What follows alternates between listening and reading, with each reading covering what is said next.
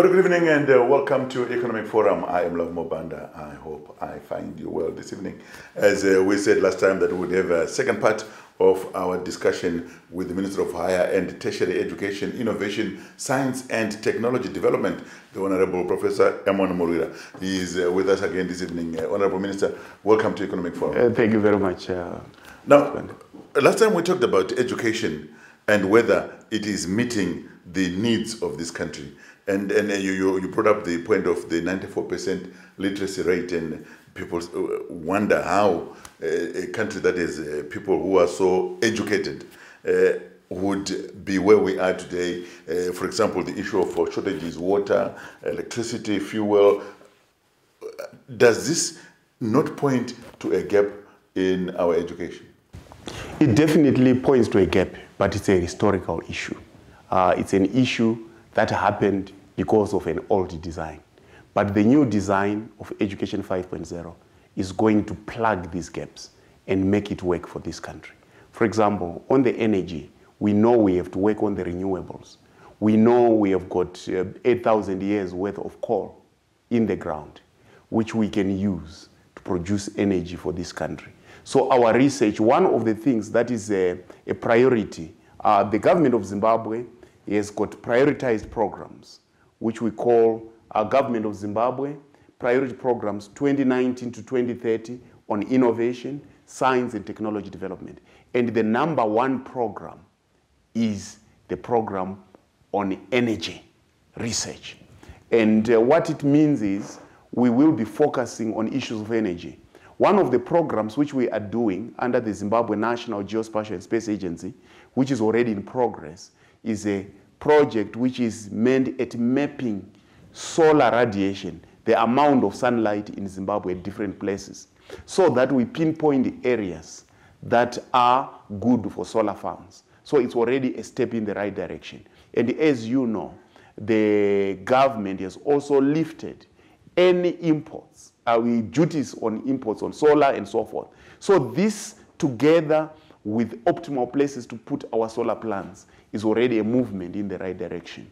And I've talked about we are doing energy research to do with coal to fuels program, which is actually a program that we are undertaking and working to resourcing. And we will be looking forward to all these kinds of things. So the issue basically is that problems, they pose opportunities for innovation. Because once we have had a problem and we have solved it, it will never come back again. So we believe that with our Education 5.0 redesign or reconfiguration of our education system, we are moving in the direction in which we must move. So education will work for the people of this country. Given, let's look at solar, how much sunshine we have in the country, can't we, even as we go along, come up with policies, for example, that all new buildings must have a solar component on them, things like that? That would be nice, but of course you are talking to the Minister of Science and Technology, Innovation, Science and Technology Development.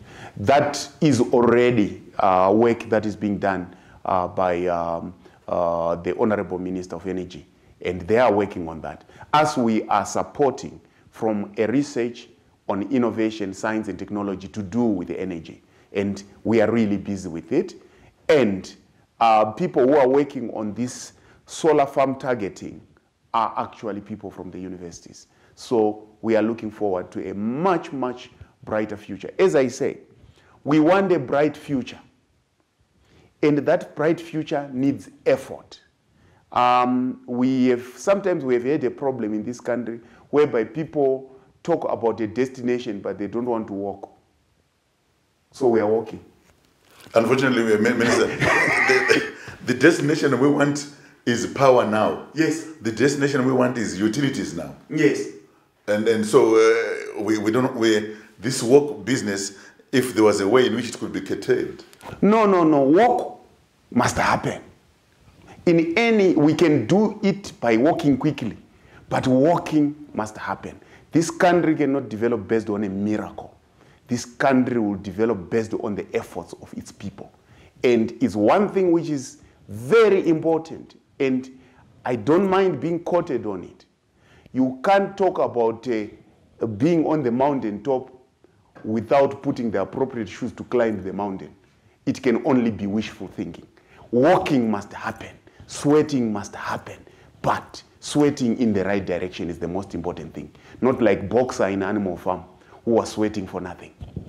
In your thrust, if you look at innovation-driven industrialization and investment-driven industrialization, what sort of importance do you give to one and the other? They are equally important. You know, when His Excellency the President, Comrade Itim Mnangagwa, said Zimbabwe is open for business, what he is talking about is investment into the country, capital to come into the country. It's very important for it to do so. At the same time, we will be doing innovation-based industrialization. But also, when there is capital which is moving, they reinforce each other, you know? These two streams, for conceptual reasons, it's important to separate them, for conceptual reasons only. That this is innovation-based industrialization, this is investment-based industrialization. But when both of them happen, they reinforce each other. So it becomes industrialization in total. Looking at the Transitional Stabilization Program and Education 5.0, if you can speak to that. What we are talking about, especially as we move towards 2020, the Minister of, Honorable Minister of Finance and Economic Development, Honorable Professor Mthuli Ncube, is talking about productivity. So productivity can happen. You know, production industry is in three forms, and only three, nothing more. Either you grow it, which is agriculture. Either you mine it, which is mining, or you manufacture it based on the raw materials that are either coming from mining or they are coming from agriculture. So all these things, for productivity to happen across these three sectors, there is need for science, there is need for innovation, there is need for a good vision, which is already there. So the issue that of the TSP and the issue of Education 5.0. Education 5.0 is a means, like I say, that's the work that we have to do to reach the destination of an industrialized middle income economy. We're talking to the Minister of Higher and Tertiary Education, Innovation, Science and Technology Development, the Honorable Professor MURWIRWA. We will talk to him as we go along in the program in the second segment. Do join us then.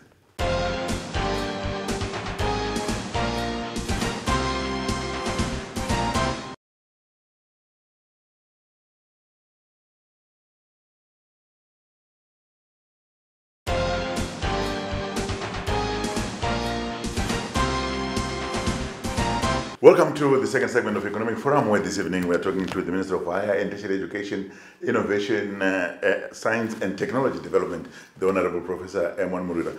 Honorable Minister, I just want to exhaust the innovation, science and technology bit of your portfolio, then we move to higher and tertiary education.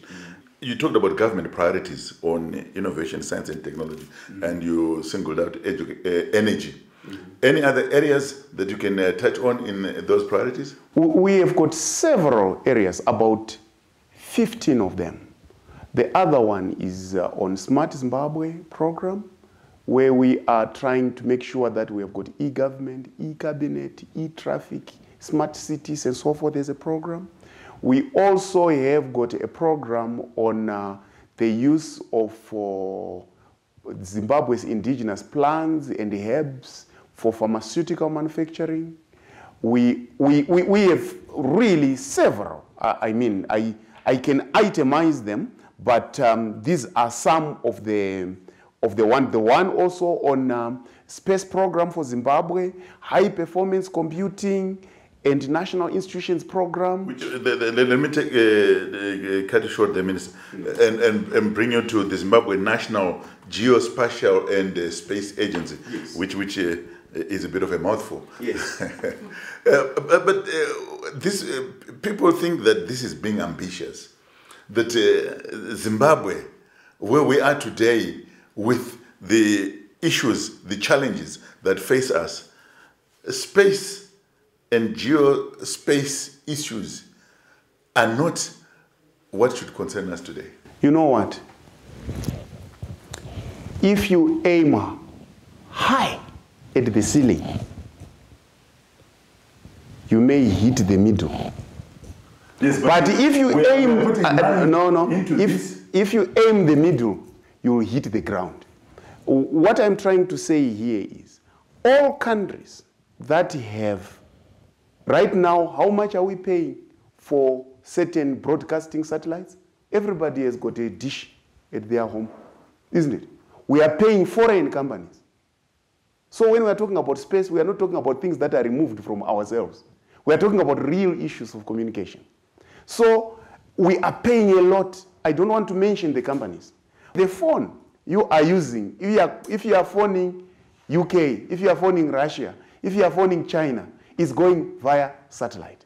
And the bill that we pay on telecommunications will tell you that space is not a luxury. So to the needs that you talked about, this National Geospatial and Space Agency will address, from what you've said, the needs of communication. What else do you want out of it? It will also address the issue of mineral exploration, because we can see minerals from space via satellite. It will also address issues of agricultural monitoring and agricultural health. It will also address the issue of soil fertility monitoring. It will also address this solar issue of energy that we were talking about. It will also address the issue of diseases and also the prediction of cyclones that are always hitting us. We will be able to foretell when they are coming. In the meantime, when you see at our weather report, people showing a satellite picture, that satellite is not ours. It means we are paying for it. So these are the issues. They are live. You know, when we are talking about space, it looks like very esoteric. But no. We live with it every day. Every time you receive a phone call from your relative in the UK, it's going via satellite. What has ZINCSA achieved so far? So far, ZINCSA, we have, it has just been set up. It has been set up by, it gazetted in March. The board has already been approved by His Excellency. And we have built the offices. We're in the process of finishing the offices. But in terms of real activity, one, the ZINCSA activities have been able to pinpoint areas, hazard areas in Chimanimani. Oh, you know, we had a disaster there. And safe areas where people can be relocated. This has already been done by ZINCSA, right? And we are also in the process of remapping Zimbabwe's agroecological regions. Because you know, agriculture is a mainstay of this economy. ZINCSA is working on the soil fertilizer requirements to revise the soil fertilizer requirements of this country. It's already being done. ZINCSA is also going to produce malaria hazard maps for this country so that we help the health sector and so forth. So there are about 7 projects, including mineral exploration, which are being done by ZINCSA at this moment. Minister, let's now move on to higher and tertiary education. The issue of infrastructure at our universities is an area of concern in terms of the learning environment, the residential environment, and the recreational environment. That's correct. We know, I mean, our heritage-based education 5.0, for it to work properly, we need to do 4 things. 1, we need to make sure that the programs that are being studied are good. So we have addressed this through the Zimbabwe National Qualifications Framework. Number 2, we have to make sure that the professors are promoted using the same criteria. And we have achieved that through a new ordinance. The Zimbabwe National Qualifications Framework, we have done it through statutory instruments 131, 132, 133, and 137 of 2018. And this other one by signing an ordinance on 20 July 2018. Then that's number 2. Number 3, we have to have a sound physical infrastructure, which means student accommodation, learning spaces, recreational spaces. And we have to have a sound financial infrastructure to help the students attend classes, be able to go to school, and be able to do so sustainably. So these are 4 things. So the one that you have asked is about the physical infrastructure and maybe the financial infrastructure. So on the physical infrastructure, as we got into the Second Republic, we did, a local bank did a very good study. We commissioned them to do infrastructural requirements study so that we move forward. And what are the results? Out of about 180,000 students that we have in higher and tertiary education institutions, only about 20,000 are in student accommodation. So we have a deficit of about 160,000 beds in our higher and tertiary education institutions. So we have said, no, let's float this as a business opportunity to investors to say, come, build, operate, and transfer that property to us. But at the same time, we have also used a model whereby we build some infrastructure on our own. We asked the government to allow us not to tender the services of construction, but to do it on our own so that it becomes cheaper for government to build. So we have done this now. You would discover that there are several companies that we have signed about 140 MOUs with, who are working on their feasibility studies to roll out these projects. But we have also, on our part, done issues of infrastructure to build on our own. Like now, we are finishing a hostel of about 150 students, which we are building on our own at Kushinga Pikilela. If you go there today, you'll see that building is already a roof and we are doing finishing touches. We have also used one of the departments in the ministry which trains artisans, which is called the Industrial Training and Testing Department, ITTD. They've built, for example, the Management Training Bureau is being refurbished by them. And Great Zimbabwe University, the school, the Robert Mugabe School of Education, was completely built by the ITTD, which is some movement. And we have resuscitated some building projects which had stalled, like the University of Zimbabwe Technical Education Building, which was started in 2005 and was not finished. So we have started doing it on our own, and we're finishing it this year. We started this year, and we're finishing this year. The same is happening at Gwanda, Joshua Kabukongomo Polytechnic. We are finishing buildings there. And these are just some examples of the infrastructure that we are building. Thank you very much, Honorable Minister. Let's meet in the third and final segment of Economic Forum, where we'll continue with more discussion on the higher and tertiary sections of the Minister's portfolio. You want to join us there?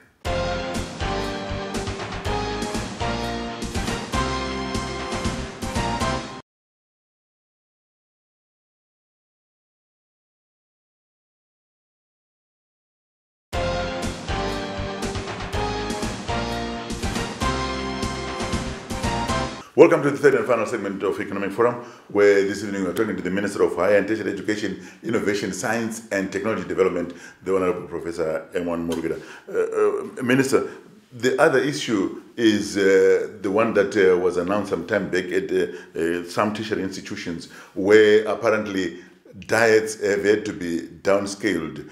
The universities are providing meals that a lot of the students were complaining about.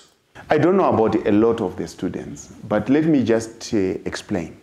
We did a fees freeze this year, tuition fees, to respond to the austerity measures. Because when we are doing austerity measures, we are doing it as a country. There's nobody who can be left when we are trying to correct something. So we did a tuition fees freeze. But we also allowed just limited increases in the student accommodation and full catering fees. So we made them moderately low because we know that incomes did not increase. So we are here with a dilemma. One, you increase the fees, which people can't afford, or you do a balanced diet, but maybe not with T-bone steak, right? And make sure that students go to school. and they get educated, which is the most important objective of a university. Food you can eat at home. So what would be your message to a tertiary education student, a university student perhaps, who is grappling with education now? They are having, the parents can't give them as much pocket money as they would like. They are not happy. They can't get accommodation on campus and may now have to resort to sponsors for off-campus accommodation. They are not happy with the diet. What would be your message to that student? Now, I think the diet is fine. It might not be the old diet, but as you know when a country is in an economic problem that it is solving, there is no holy cow in there. Everybody must participate. And this is the way, as a higher and tertiary education, we participated. We made sure that we adhere to austerity measures. So austerity for prosperity. And next year, we are not entering prosperity. We are not entering austerity. The Minister of Finance tells us that we are now entering the period of productivity and so forth and so on. So as a higher and tertiary education, we must be the thinkers. So we did that.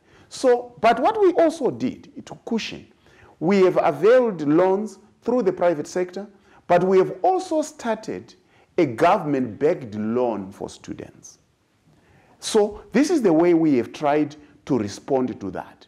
But we are not saying we'll solve every problem in the book, but we are moving. And the lecturers' welfare? You might know that we have done a lot, and we have been allowed to adjust salaries at universities. It might not be enough, but it's a good movement in a good direction. And one of the things that is very important is, you might just comment to say, there has been a lot of discipline in the Ministry of Higher and Tertiary Education, both from the students and the staff. They have been concentrating on their job, and there have not been any widespread sort of discontent. It basically means people understand where we are going, and I thank them very much for understanding that, and we are moving forward. Minister, I like the way that you have answers for all the questions that we've had and how you are moving forward. The issue of bogus qualifications, without mentioning any names, bogus doctors, for example. People with PhDs that we can't trace to recognizable, credible institutions. We do have a policy, which is a very simple policy. Levels of education, not labels. You know, when you have a level, you don't have to be told you are a professor. You can see who a professor is. You can see who a doctor is. So Zimbabwe has been, so many people have been accumulating papers. Papers are not education. Education is what is in your head after you go to school. So we are dealing with it through ZIMCHE, Zimbabwe Council of Higher Education, as our quality control board.